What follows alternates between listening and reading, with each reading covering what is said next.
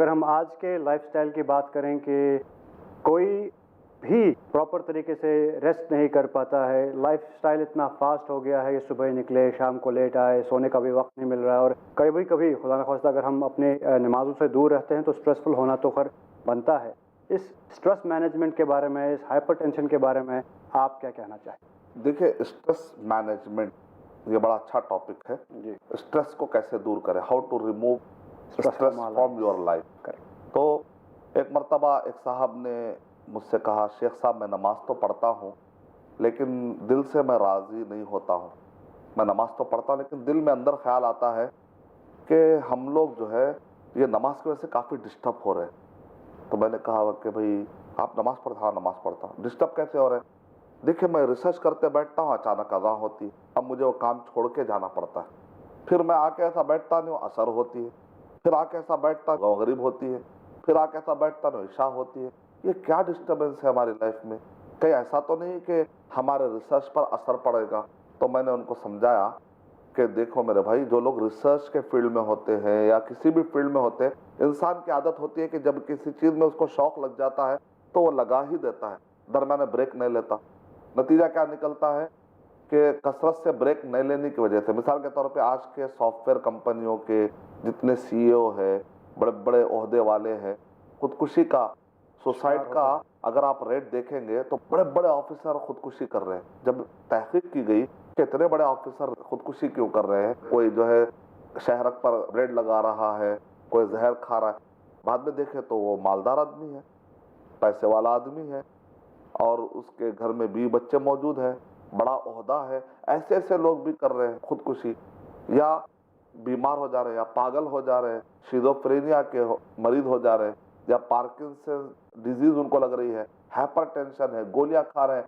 कमाता आदमी क्यों है? सुकून हासिल करने के लिए। तो बाद में पता चला कि ये लोग स्ट्रेस के शिकार हो चुके हैं। क्यों हुए?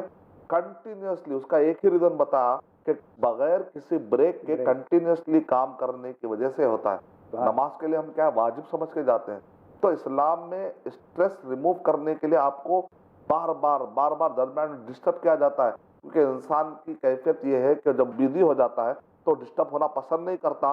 तो अल्लाह ने हमको एक ऐसा सिस्टम दिया है, इसीलिए कहते हैं अला यअलमु मन खलक़ व हुवल लतीफ़ुल ख़बीर। क्या पैदा करने वाला मखलूक के बारे में ज्यादा बेहतर नहीं जानता? एक गाड़ी बनाने वाला गाड़ी के बारे में ज्यादा बेहतर जानता है मैकेनिक से। मैकेनिक क्या करता है? जो गाड़ी मौजूद है उसको साफ करता है। हम क्या है? हमारे जिस्म के मैकेनिक हैं, लेकिन इस जिस्म का, इस मैकेनिज्म का इन्वेंटर कौन है? अल्लाह सुब्हान तआला। हम मैकेनिक ज्यादा हमारे जिस्म के बारे में जानते हैं या अल्लाह वो जो इन्वेंटर है? अगर कहता है कि इस गाड़ी में तुम पेट्रोल डालो, गर्म पानी मत डालो, अगर गर्म पानी डालोगे तो क्या हो जाएगा? गाड़ी में आवाजें आएंगी। तो बिल्कुल इसी तरीके से अगर हम अपने लाइफ में उसका कानून नहीं डालेंगे, कुछ और कानून डाल लेंगे, तो हमारे लाइफ में भी आवाजें आना शुरू हो जाएंगी। फिर बाद में फिर ऑयलिंग की जरूरत पड़ेगी, फिर उसके बाद उसको री मैकेनिज्म करने की जरूरत पड़ेगी, बड़े मसाइल खड़े हो जाए। इससे बेहतर है जिस्म भी उसी का, कानून भी उसी का, तो तब जाके बात चलेगी और बड़ी आसानी के साथ ये हमारी लाइफ की गाड़ी चलेगी।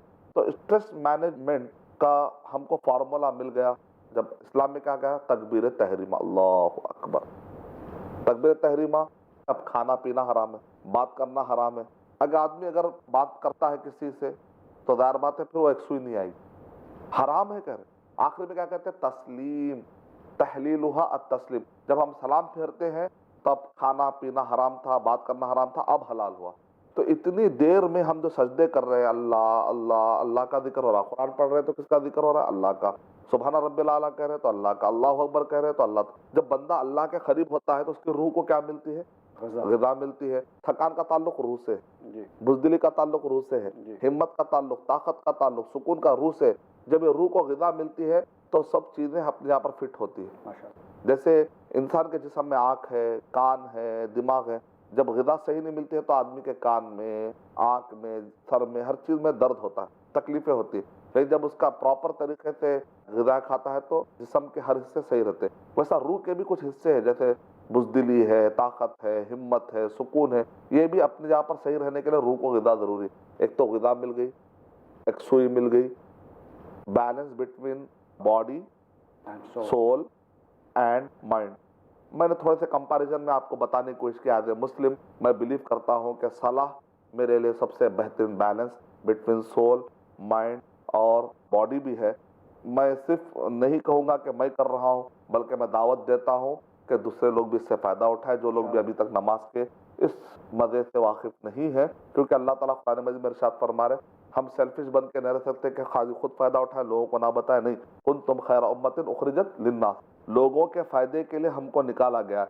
तो हम फ़ायदा लेके हम खामोश नहीं बैठ सकते, दूसरों को बताना बहुत ज़रूरी है।